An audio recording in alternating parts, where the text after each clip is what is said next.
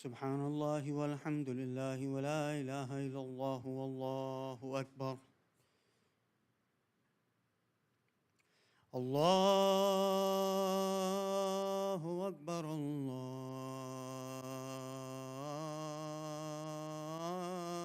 الله أكبر. الله أكبر. الله أكبر. أشهد أن لا إله إلا الله. أشهد أن لا إله إلا الله. أشهد أن محمدا رسول الله. اللهم صل على محمد وعلى محمد. أشهد أن محمدا رسول الله. اللهم صل على محمد. أشهد أن عليا ولي الله. اللهم صل على محمد. أشهد أن عليا حجة الله. اللهم صل على محمد. حي على الصلاة. حي على الصلاة. حي على الفلاح. حي على الفلاح. حي على خير العمل. حي على خير العمل. الله أكبر.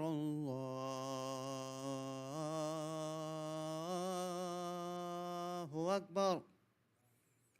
لا إله إلا الله. لا إله إلا الله. إن الله وملائكته يصلون على النبي يا أيها الذين آمنوا صلوا عليه وسلموا تسليما. اللهم صل على محمد وآل محمد وعجل فرجه.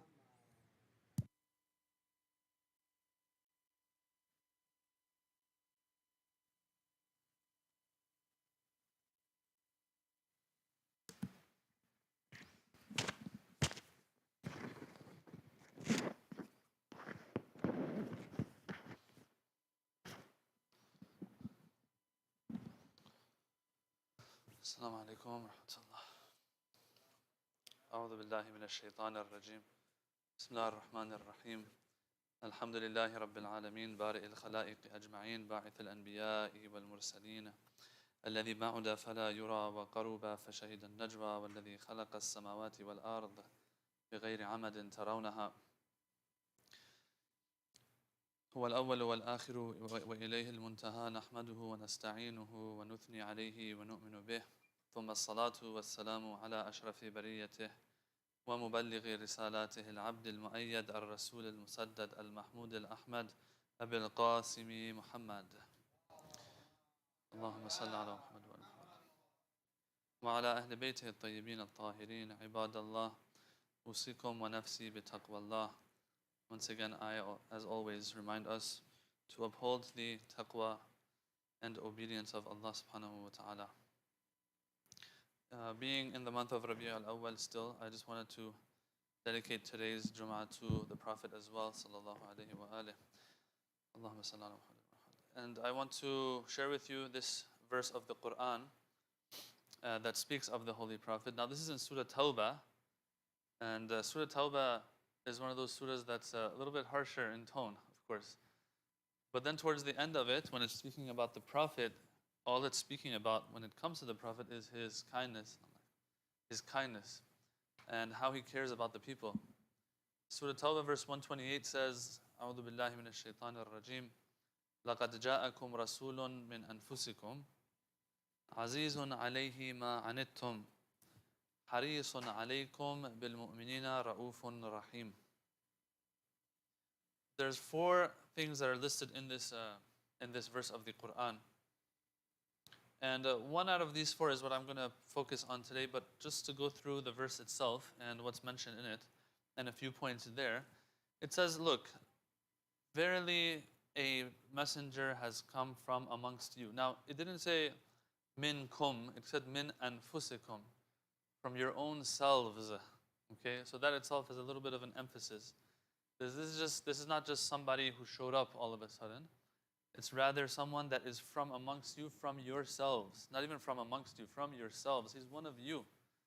And so some of the Mufassirin have said nicely here that because he's one of you, he's one of yourselves, that means and shows that this individual is aware of everything that you go through. He's grown up with you. He knows the problems that you deal with. He knows the struggles. He knows what everyone, might have in their life going on for them that is hard for them.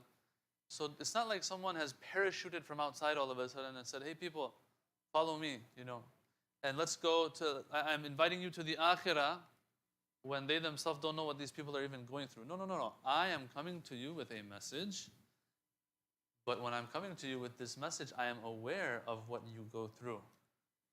As if to say that I can tell you to do this and try to fulfill this message of mine and this prophethood that I'm coming to you with.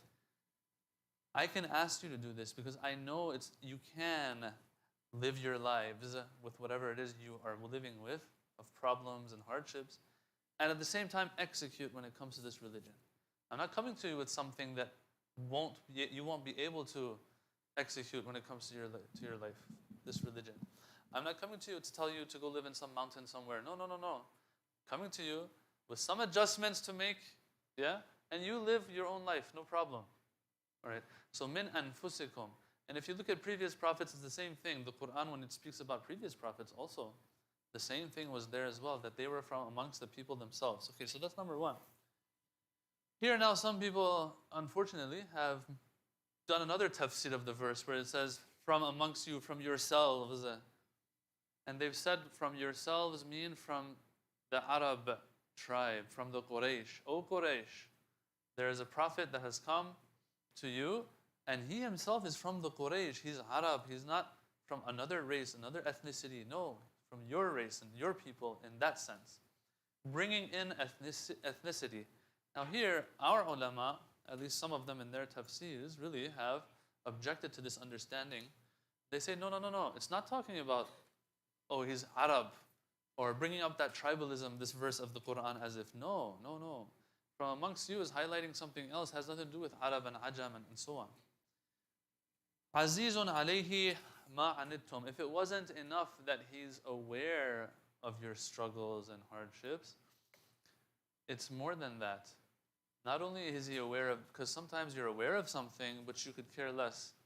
You're aware of something, but yet you impose something else on that individual as well, without taking into consideration their struggles and hardships.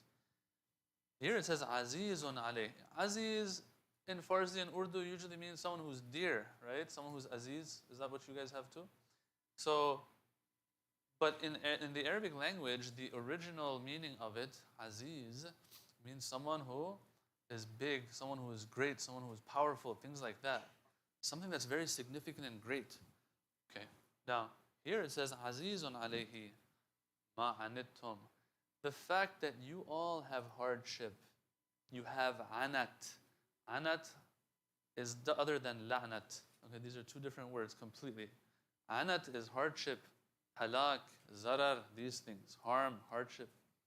The fact that you have hardship is aziz on the Prophet. It kind of like breaks his back. It's huge. This is a big deal for him.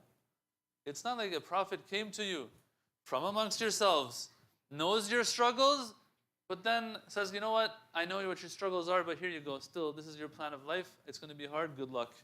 No, none of that.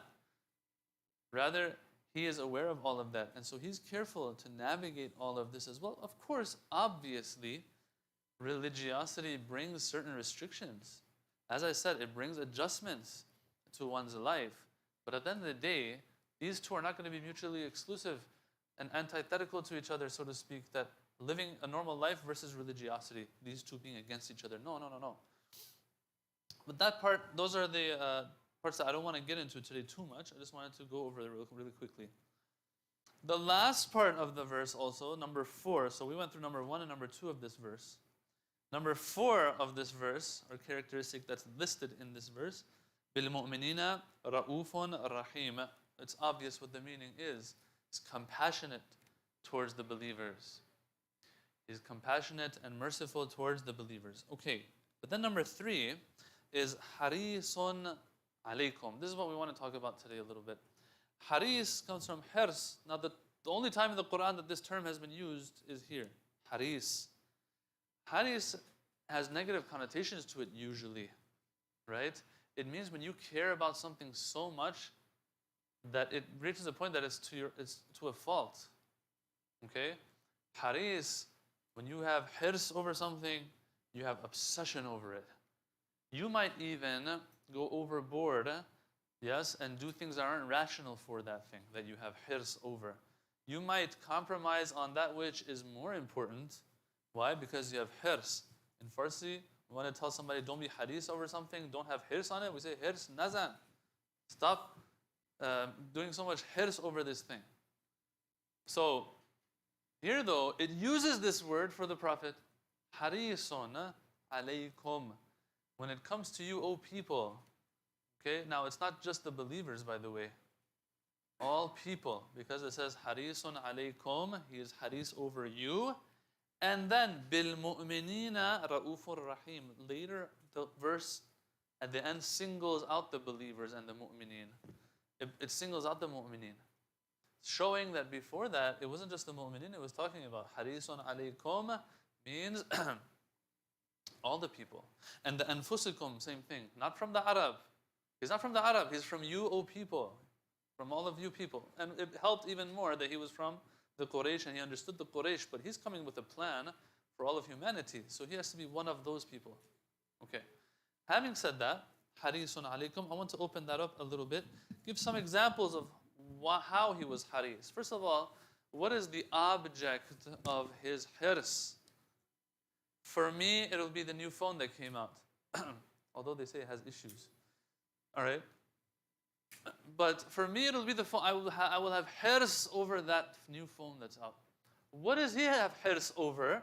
Obviously, the Prophet has hirs over the akhirah of the people and them going to Jannah. That's what he has hirs over.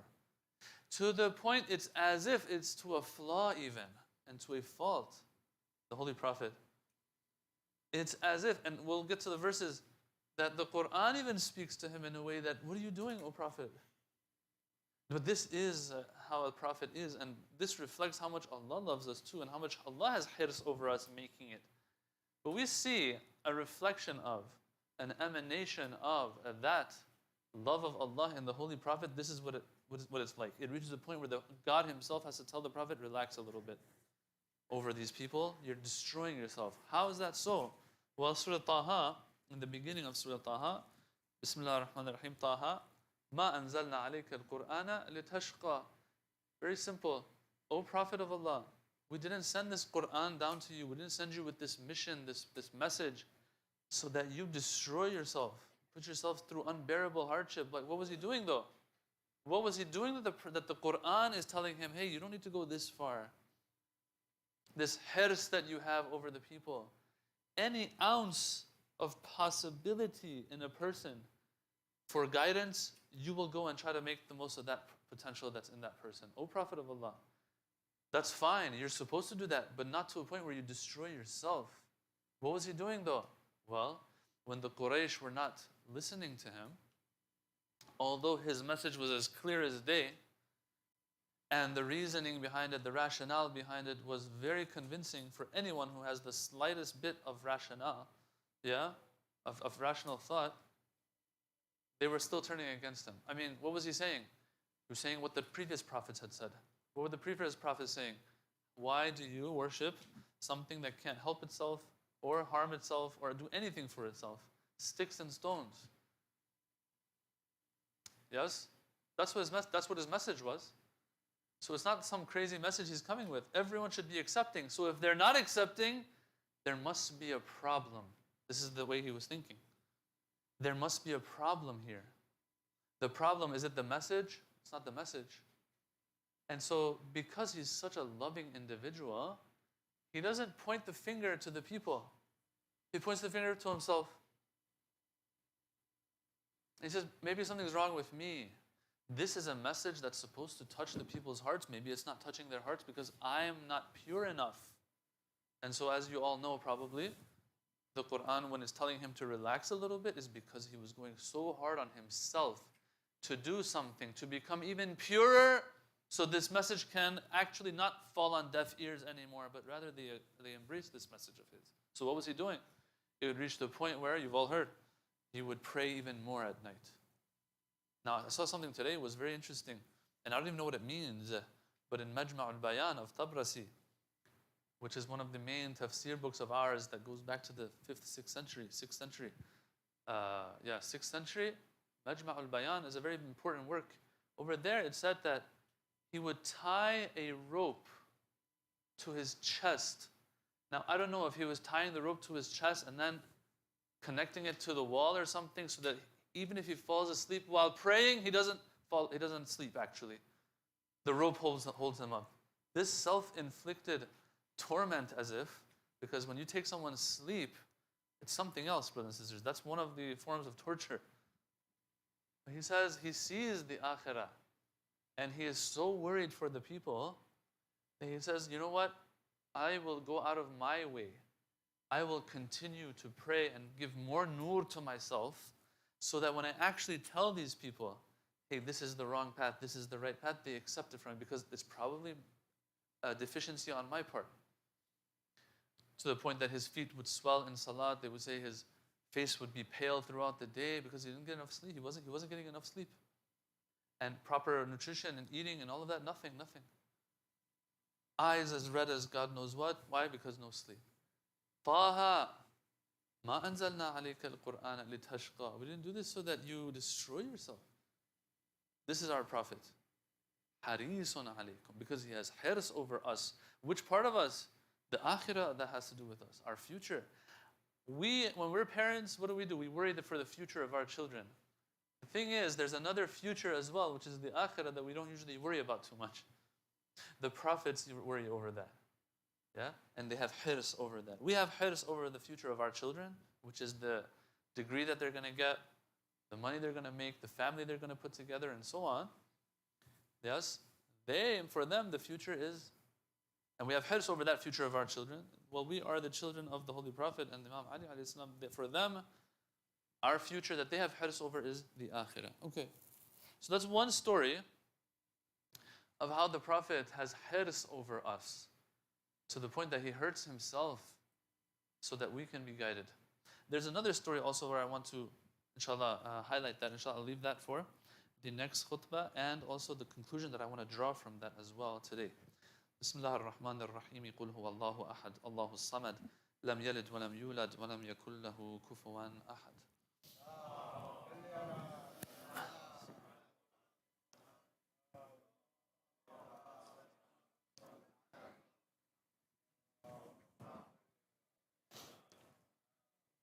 Bismillah ar-Rahman ar-Rahim.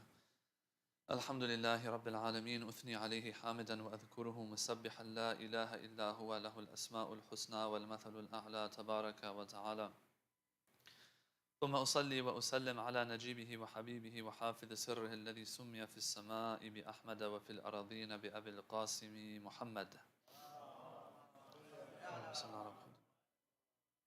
اللهم صل وسلم على علي أمير المؤمنين وعلى فاطمة الزهراء سيدة نساء العالمين اللهم صل وسلم على سبطي نبي الرحمة وإمامي الهدى الحسن والحسين سيدي شباب أهل الجنة اللهم صل وسلم على أئمة الهدى علي بن الحسين ومحمد بن علي وجعفر بن محمد وموسى بن جعفر وعلي بن موسى ومحمد بن علي وعلي بن محمد والحسن بن علي والخلف القائم المهدي حججك على عبادك وأمنائك في بلادك اللهم اغفر للمؤمنين والمؤمنات والمسلمين والمسلمات عباد الله أوصيكم ونفسي بتقوى الله.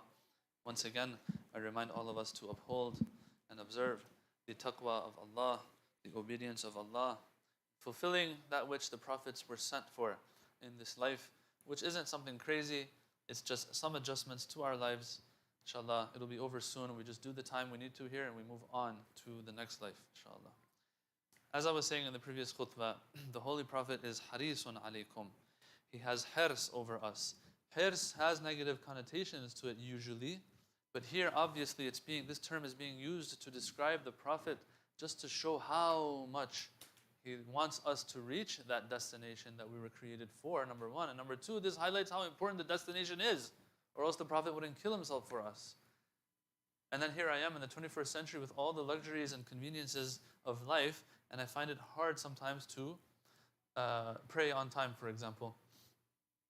There's always exceptions, and there might be certain circumstances where it'll be harder to fulfill that which is obligatory on me. But lots of times we find that it's just excuses. And so we seek refuge in Allah from that.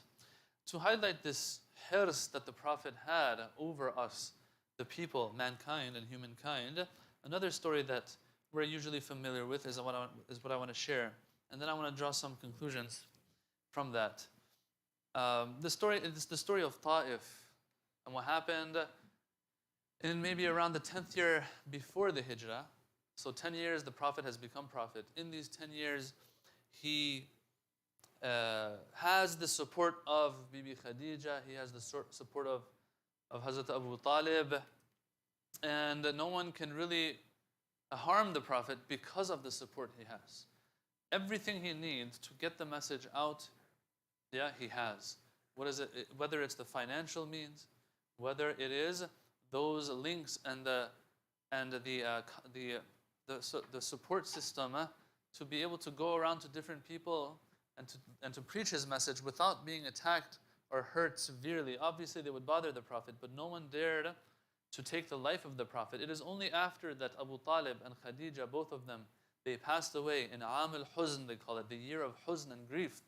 Because of these two deaths, that year is referred to as the year of huzn and grief. Abu Talib dies, Khadija dies. All of a sudden, financially, the Prophet now is in trouble. And also, he doesn't have that support system anymore amongst his tribe and people. And of course, eventually he had to leave and migrate from Mecca to Medina because his life was in danger. And we, of course, all know as Shia the story of him leaving Mecca to Medina and who slept in his place, obviously. So, 10th year before Hijrah, right? 10th year after his prophethood, the Prophet sees that, okay, Khadija has passed away, Abu Talib has passed away, I don't have a place here anymore. It's getting dangerous. I don't have followers properly. Let's go and see if we can find support elsewhere. And so he heads to Ta'if. It's a very famous story. Ta'if is about, I would say, 90, 100 kilometers to the east of Mecca. And there's a good climate there, and people, those rich, wealthy nobles of Mecca, they had gardens and orchards and bustans there around that area or close to that area. So there's a city or a village or whatever you want to call it called Ta'if that he goes to, and there's a clan there called Banu Thaqif.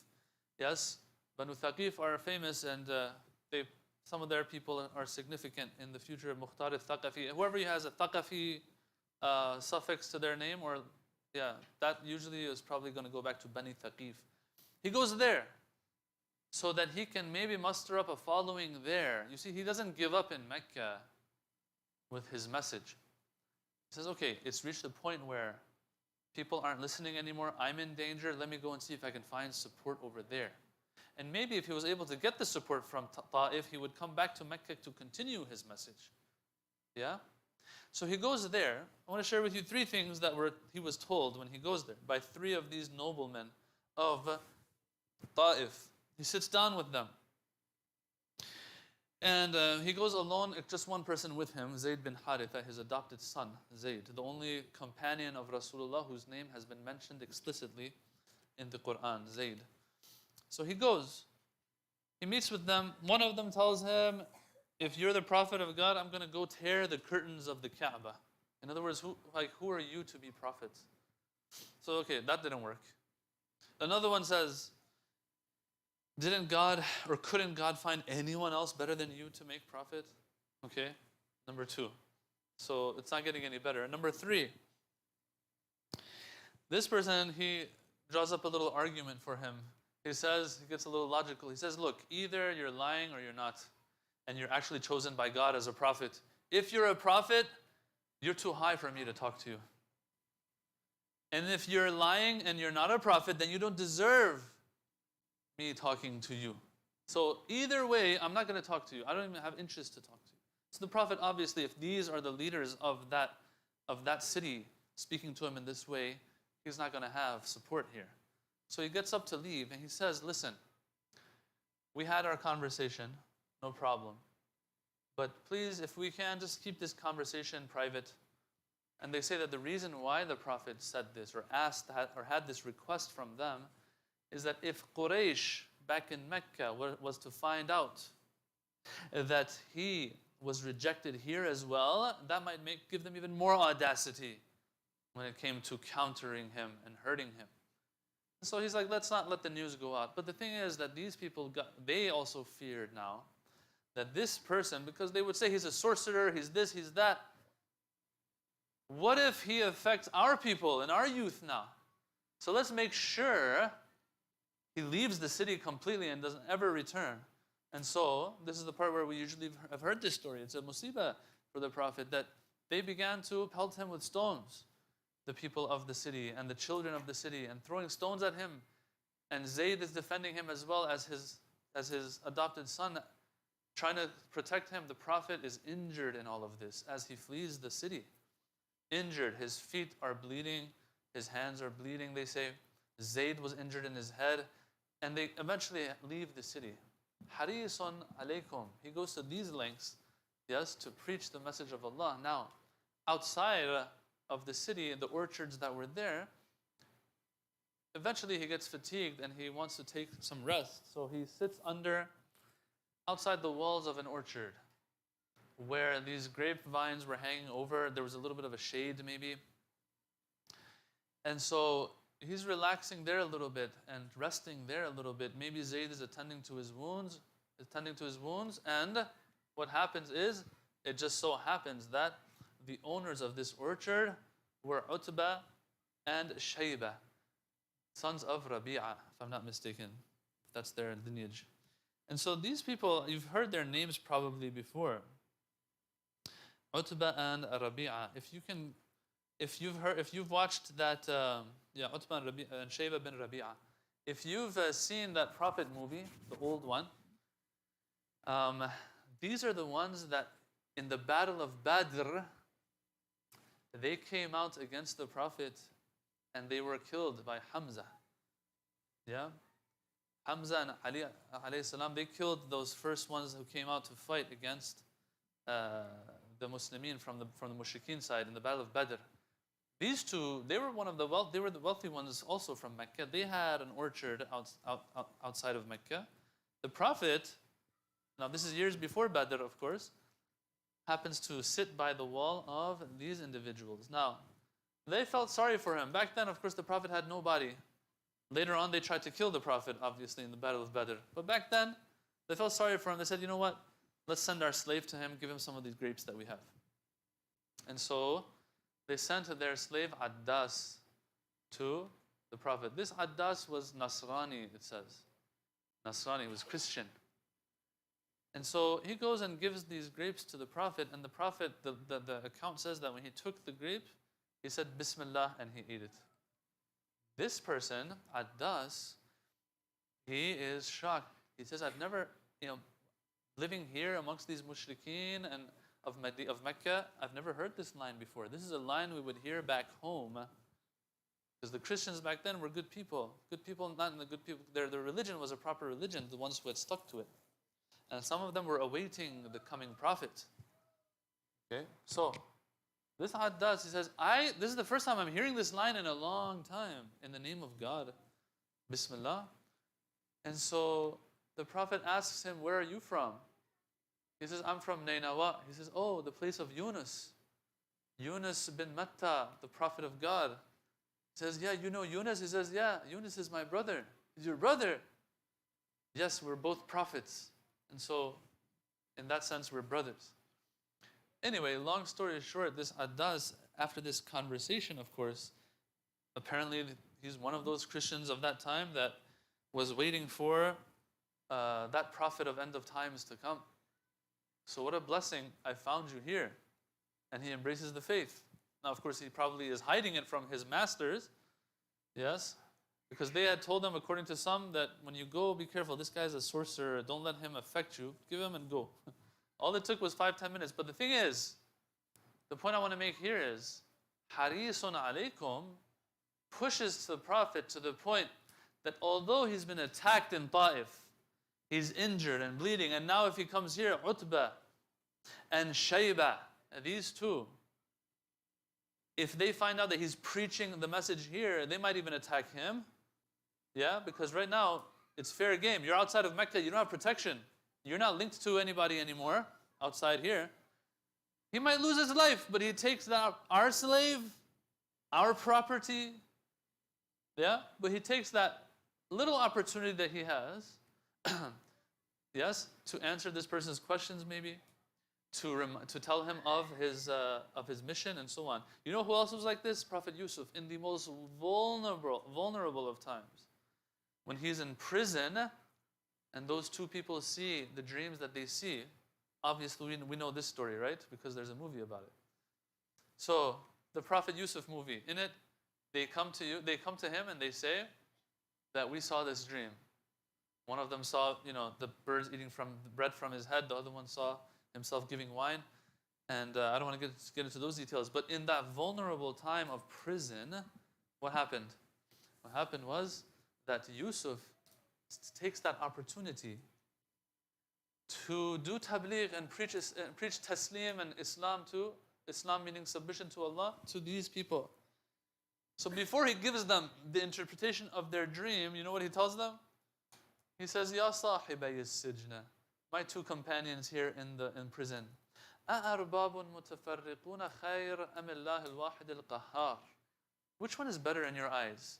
Scattered different gods, or the one God, Al-Wahid, Al-Qahar, the all-powerful God? Which one is it? And he starts to preach them in the most vulnerable of times, when you want to make sure you don't say anything wrong, or else you might get in trouble.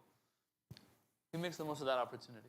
Harisun alaykum times 1,000,000 of Prophet Yusuf to our Holy Prophet sallallahu alaihi wasallam. So he is taking that chance and making the most of that opportunity to make sure that Addas at least makes it to the destination. And some might even say that that might have been the whole purpose of this trip. The Prophet didn't get what he wanted in Ta'if, but guess what? He got what he wanted at least outside of Ta'if, next to the orchard of two of the greatest enemies of Islam. You never know what Allah has in store for you. Yeah, it's one of these lines that I really love, and I think it's a hadith actually.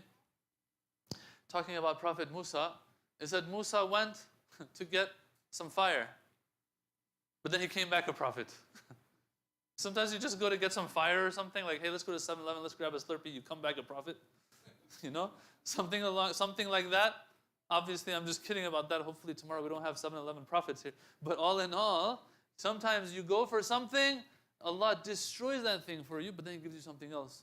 Turns out, God had that plan for me. For us, our job is, number one, to be as obedient to Allah as we can. And number two, to have that tawakkul, at least a little bit of trust in Allah subhanahu wa ta'ala, so that He has a better plan for us probably. Let's just wait and see what it is. Sometimes it might not be the best of plans in this life, but it might be the best for the other side of us, which is the akhirah. Anyway, let's not get carried away.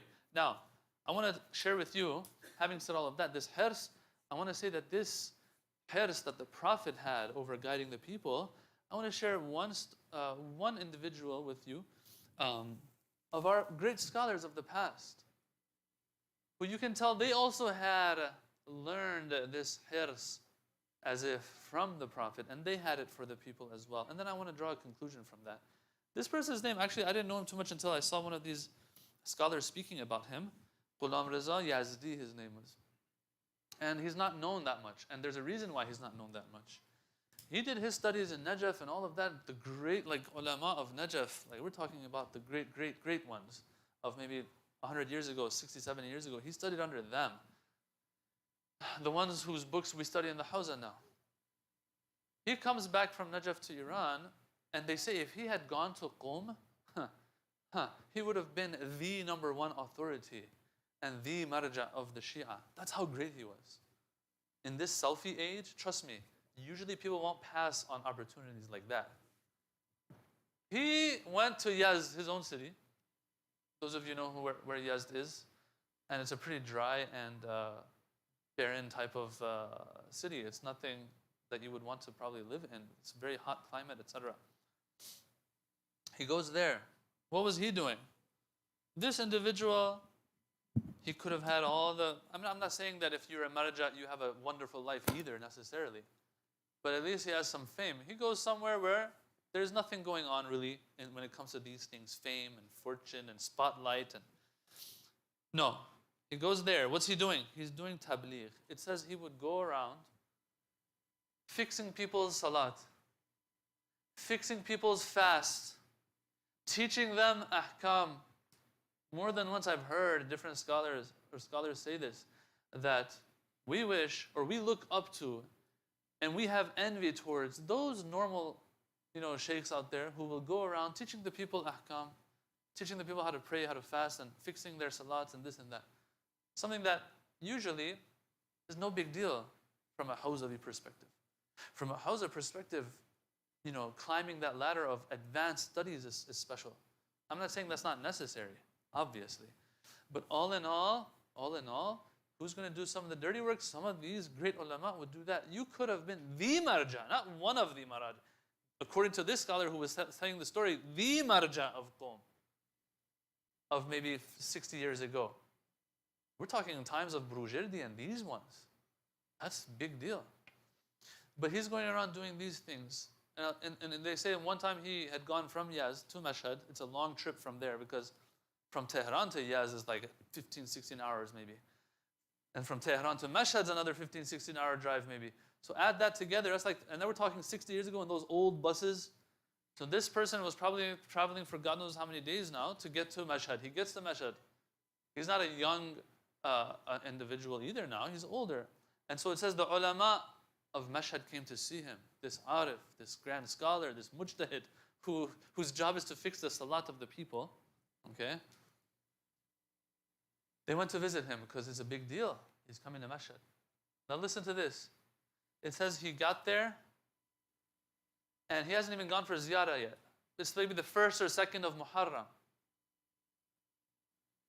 As he's sitting with these people, with these scholars and so on, someone comes to him and says, our village, like maybe, 50 miles away or wherever, the Imam Barga there, the light is off in it.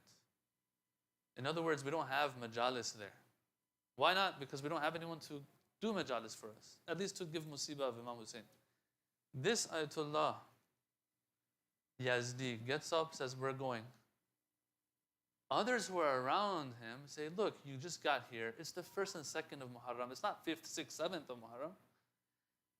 Stay here, do your ziyarah of Imam al-Rida, rest for a day or two, then go if you want to go. He says, no. And he says a line that really just hit me in the face when I saw it, or when I heard it. And I'll just share that with you. He said, you want me to go for ziyarah of Imam al-Rida? He said, Imam Reza, Zair ziyad dare, amma nokar kam dare. Imam Reza has a lot of zuvar. What he doesn't have too much of is nokar. Nokar means servant. I will go, we'll take care of business there. I'll make sure that the light of an Imam Barga is not off in Muharram when majalis are supposed to be happening. I'll do what I'm supposed to do. Inshallah, if Allah gives me enough life, I will come back for ziyarah after that. Look at this. Harisun alaykum. When I was talking about the Prophet, means what? To a fault, as if sometimes. As if. that you will compromise on something that others will say is not very reasonable what you're doing. Anyone else would have told, and they told them, this individual, this grand scholar, what you're doing doesn't make sense. What you need to do is rest a little bit. I would have done that probably. And then go. We're not saying don't go, but what is wrong with you? Are you haris? And his answer is probably going to be, yes, because the Prophet was haris. I'm saying all of this to understand that these are the teachings of the Prophet through his example and practically coming down to us, sometimes through the channel of some of these ulama even. Now why do I say all of this as I wrap up, inshallah? As I wrap up, recently I've been following certain lectures because of a class that I'm delivering, and I have to see what some of those who oppose the idea that we're trying to discuss, what their arguments are. And these people, they've gained a little more steam in this day and age, a little bit recently. And so when they're speaking about the ulama, although they themselves have been to the hawza, this individual has been to the hawza himself, he will say things like, what has the hawza done for us? The hawza doesn't teach us anything. Habibi, where did you study? Apparently you didn't study. As a matter of fact, when he reads the Arabic text, sometimes he makes stupid mistakes. You can tell this guy wasn't working too hard, apparently. But anyway, what has the hawza done for us? What do they teach us? They don't teach us anything. I learned everything I did after I came out. Yes, no one says the hawza is perfect. No one says what the curriculum that we have is perfect necessarily, but hard work is being done at the end of the day. You can't just knock it all down in one go and be like, yeah, no, and paint everything with the same broad brush that you want to. These ulama, these are the things that they did. The maraji, what have they done for us? Oh my God, oh my God. What are you saying? That type of tone. The Prophet was haris, and then we see that the scholars, at least the ones who follow his footsteps, they are haris. We can't just very easily just dismiss everything that has been happening in the past. What we can say is, okay, there's a lot of good that has been done. There are some imperfections. Let's perfect those, inshallah. We can say something like that. But brothers and sisters, I'm saying this to us as normal people, but let's keep this in mind, that the Prophet did what he did. The scholars did what they did even. And they have tried their best. The most pious of them, we see them today, even alive today. Yes, there's going to be bad apples everywhere. Okay? There's going to be rotten apples everywhere. So that's a given in any field that we go in, obviously. But let us never ever reach a point where we might have to answer Allah on the Day of Judgment. That a person, the same way the mushrikeen will have to answer that, look, this is your Prophet whose feet were bleeding because he was trying to take you to Jannah. And then here I am 1,400 years later, because I don't see the Prophet or the Imams anymore. I'm like, okay, if I was in their time, I would definitely follow them. But who are these scholars that are claiming this and claiming that? And look, if they are pious individuals and their example is to be followed the way that they're following the example of the Prophet, the least is that I don't start speaking ill of them. I say this because it's actually happening. Our community and a lot of the other communities out there, alhamdulillah, they won't be fooled by these things. But I'm just saying it so that it's somewhere echoing in the back of our mind, because who knows? We might come across some of these things as we move forward. Our ulama, our taj al-ras, they say. They are really what we put on top of our heads out of respect because of what they've done for the mu'mineen. Obviously, there's going to be problems here and there. There will be deficiencies, obviously, imperfections, bad apples, and all of that. We're not going to lose sight of, we're not going to lose sight of what the reality of the matter, though, is, insha'Allah ta'ala. Bismillah ar-Rahman ar-Rahim. وَالْعَصْرِ إِنَّ الْإِنسَانَ لَفِي خُسْرٍ إِلَّا الَّذِينَ آمَنُوا وَعَمِلُوا الصَّالِحَاتِ وَتَوَاصَوْا بِالْحَقِّ وَتَوَاصَوْا بِالصَّبْرِ صدق الله العلي العظيم.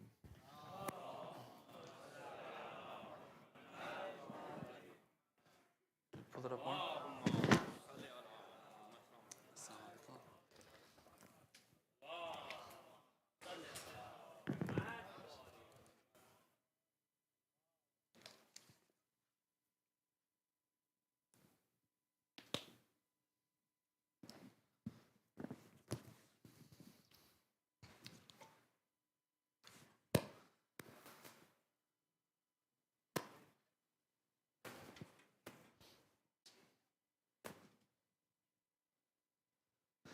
الله أكبر الله أكبر أشهد أن لا إله إلا الله أشهد أن لا إله إلا الله.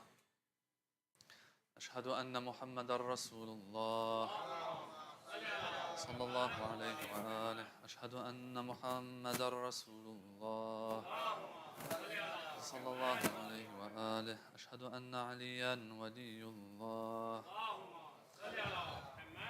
أشهد أن عليا حجة الله. حي على الصلاة، حي على الصلاة، حي على الفلاح، حي على الفلاح، حي على خير العمل، حي على خير العمل. قد قامت الصلاة، قد قامت الصلاة. الله أكبر، الله أكبر، لا إله إلا الله. الله أكبر. بسم الله الرحمن الرحيم. الحمد لله رب العالمين، الرحمن الرحيم، مالك يوم الدين. إياك نعبد وإياك نستعين. اهدنا الصراط المستقيم، صراط الذين أنعمت عليهم غير المغضوب عليهم ولا الضالين.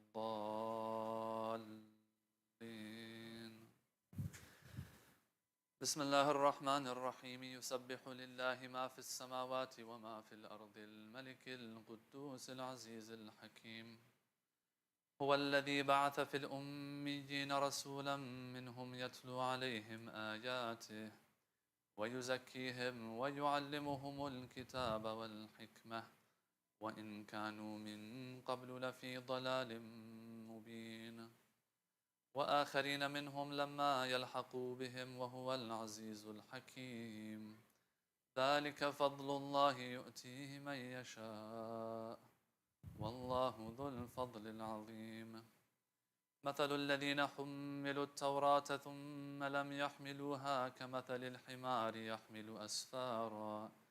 بئس مثل القوم الذين كذبوا بآيات الله والله لا يهدي القوم الظالمين. قل يا أيها الذين هادوا إن زعمتم أنكم أولياء لله من دون الناس فتمنوا الموت إن كنتم صادقين ولا يتمنونه أبدا بما قدمت أيديهم والله عليم بالظالمين. قل إن الموت الذي تفرون منه فإنه ملاقيكم ثم تردون إلى عالم الغيب والشهادة فينبئكم بما كنتم تعملون. يا أيها الذين آمنوا إذا نودي للصلاة من يوم الجمعة فاسعوا إلى ذكر الله وذروا البيع ذلكم خير لكم إن كنتم تعلمون. فإذا قضيت الصلاة فانتشروا في الأرض وابتغوا من فضل الله واذكروا الله كثيرا لعلكم تفلحون. وإذا رأوا تجارة أو لهوا انفضوا إليها وتركوك قائما. قل ما عند الله خير من اللهو ومن التجارة والله خير الرازقين. الله أكبر. اللهم صل على محمد وآل محمد. ربنا آتنا في الدنيا حسنة وفي الآخرة حسنة وقنا عذاب النار. الله أكبر. سبحان ربي العظيم وبحمده. سمع الله لمن حمده. الله أكبر.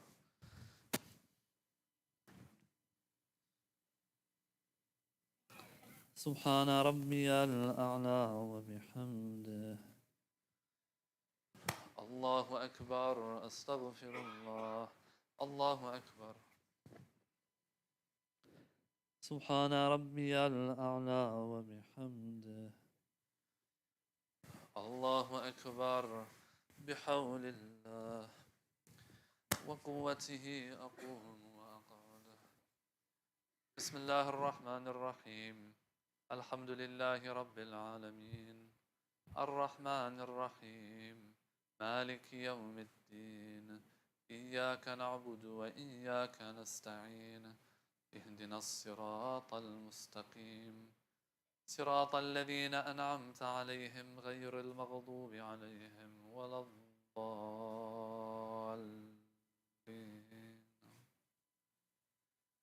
بسم الله الرحمن الرحيم قل هو الله أحد الله الصمد لم يلد ولم يولد ولم يكن له كفوا أحد كذلك الله أكبر. سبحان ربي العظيم وبحمده سمع الله لمن حمده الله أكبر. اللهم صل على محمد وآل محمد. ربنا ظلمنا أنفسنا وإن لم تغفر لنا وترحمنا لنكونن من الخاسرين. الله أكبر.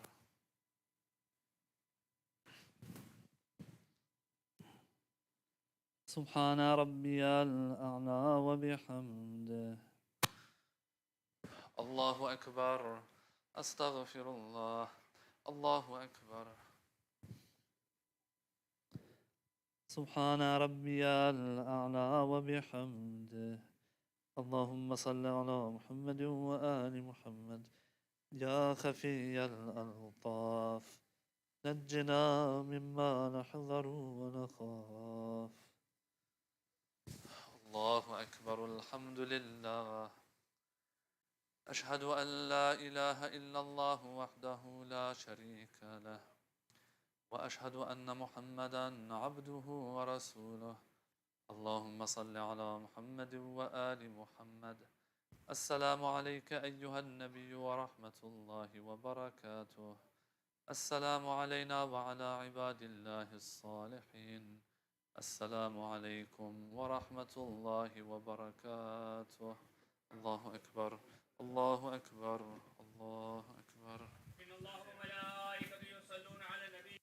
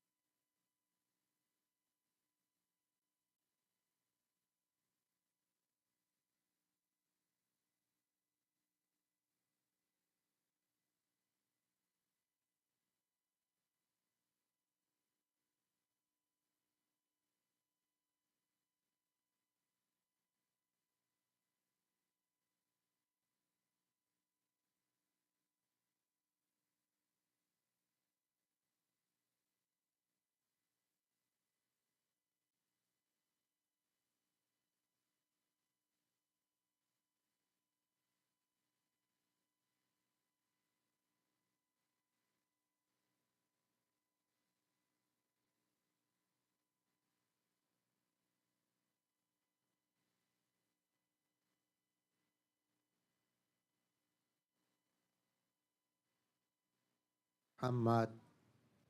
بسم الله الرحمن الرحيم. الحمد لله رب العالمين. استغفر الله الذي لا إله إلا هو الحي القيوم الرحمن الرحيم ذو الجلال والإكرام وأتوب إليه. بسم الله الرحمن الرحيم. اللهم بحق فاطمة وأبيها وبالها وبنيها والسر المستودع فيها. يا الله يا الله يا الله يا الله يا الله يا الله يا الله يا الله يا الله يا الله يا رحمن يا رحيم يا مقلب القلوب ثبت قلوبنا على دينك وصل اللهم على محمد وآل محمد.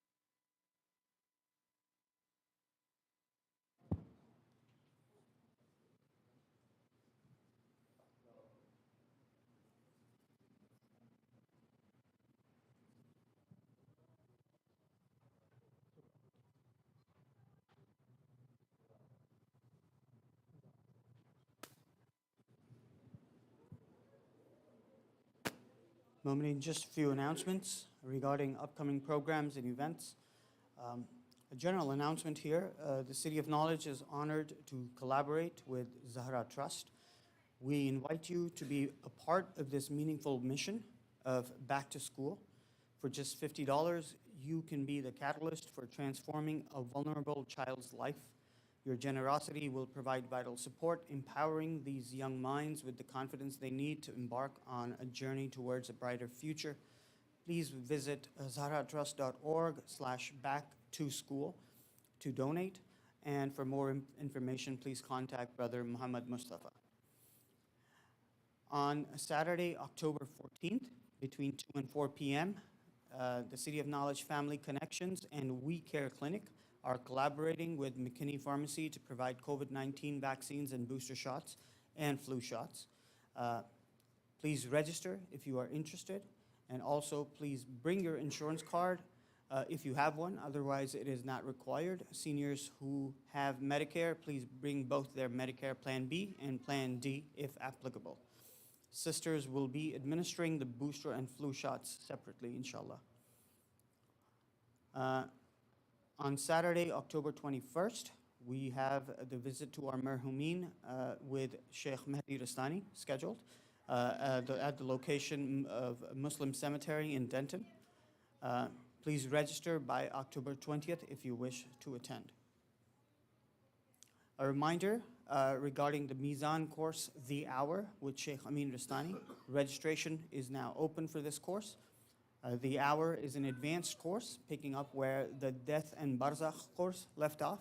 And this 10-hour course is based off of Allama Tabatabayi's work and his students' work, inshallah. For registration and additional info, please visit mizaninstitute.org/Dallas. As always, event details are posted on our webpage, cfkdfw.org, where you can subscribe to our newsletter and to our WhatsApp group. Jazakallah to all our sustaining members, donors, volunteers, and program sponsors for your contributions. If you're not a member, please consider becoming one by contacting our membership director, Brother Asif Patel, for opportunities to donate, sponsor programs, or help behind the scenes. Please speak to myself or any of the existing volunteers. I would now like to request that we all recite a Surah Fatiha for the marhumin of today's Niyaz sponsors, and let us please include our own marhumin and the marhumin of the Ummah. Bismillah ar-Rahman ar-Rahim. Alhamdulillah Rabbil Alameen.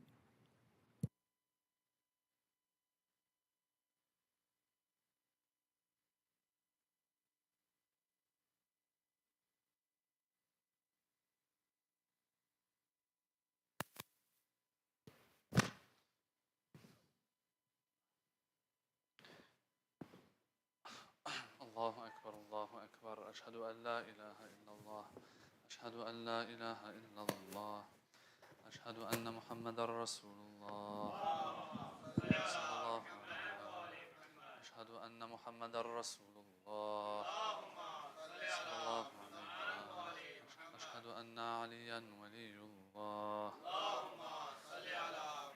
أشهد أن عليا حجة الله حي على الصلاة حي على الصلاة حي على الفلاح حي على الفلاح حي على خير العمل حي على خير العمل قد قامت الصلاة قد قامت الصلاة الله أكبر الله أكبر لا إله إلا الله الله أكبر بسم الله الرحمن الرحيم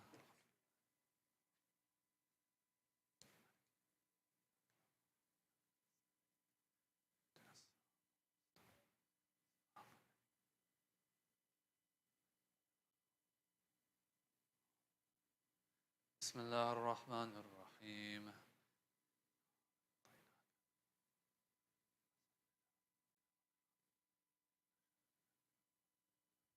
الله أكبر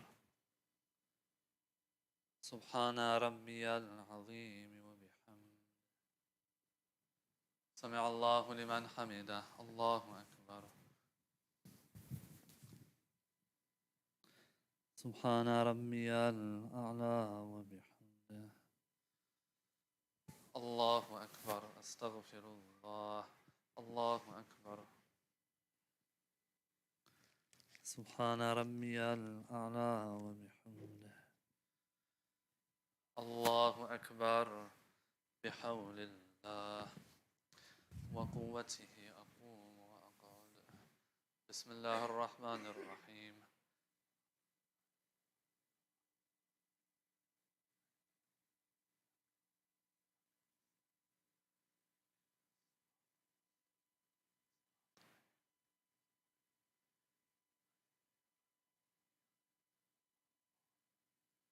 بسم الله الرحمن الرحيم.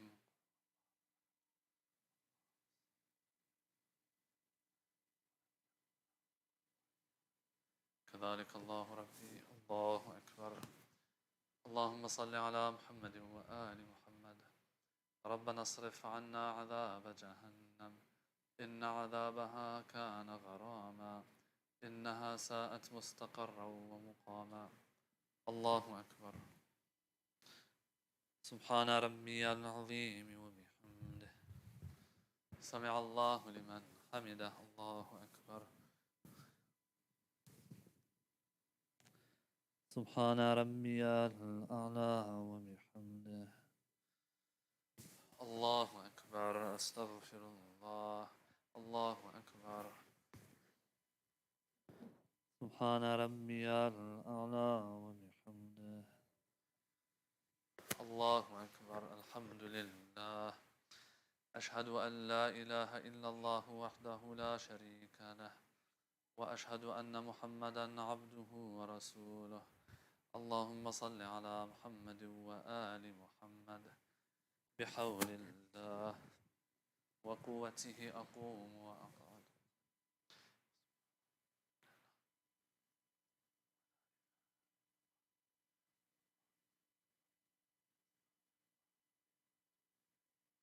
الله أكبر. سبحان ربي العظيم وبحمده. سمع الله لمن حمده. الله أكبر. سبحان ربي الأعلى وبحمده. الله أكبر. أستغفر الله. الله أكبر. سبحان ربي الأعلى وبحمده. الله أكبر. بحول الله وقوته أقوم وأقعد.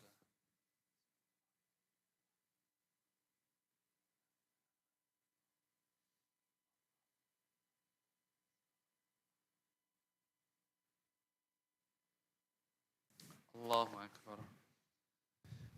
سبحان ربي العظيم وبحمده. سمع الله لمن حمده. الله أكبر.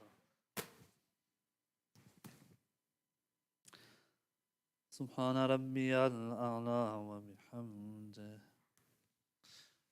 الله أكبر. أستغفر الله. الله أكبر. سبحان ربي الأعلى وبحمده. اللهم صل على محمد وآل محمد. الله أكبر. الحمد لله. أشهد أن لا إله إلا الله وحده لا شريك له وأشهد أن محمدا عبده ورسوله. اللهم صل على محمد وآل محمد. السلام عليك أيها النبي ورحمة الله وبركاته. السلام علينا وعلى عباد الله الصالحين. السلام عليكم ورحمة الله وبركاته. الله أكبر. الله أكبر. الله أكبر. إن الله وملائكته يصلون.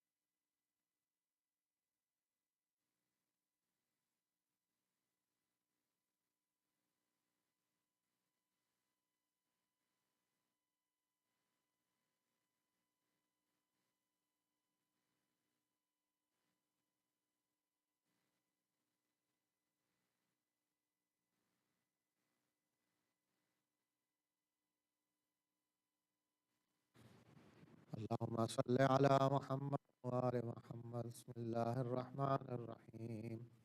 ما شاء الله لا حول ولا قوة إلا بالله العلي العظيم. Inshallah, recite dua ibadat all together. Bismillahirrahmanirrahim.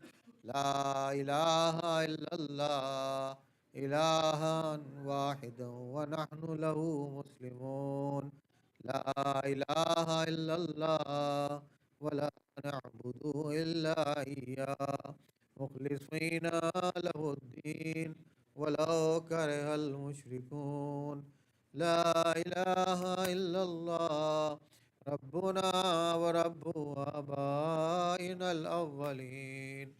لا إله إلا الله وحده وحده وحده أنجز وعدا ونصر عبدا وعز جندا وهزم الأحزاب وحده.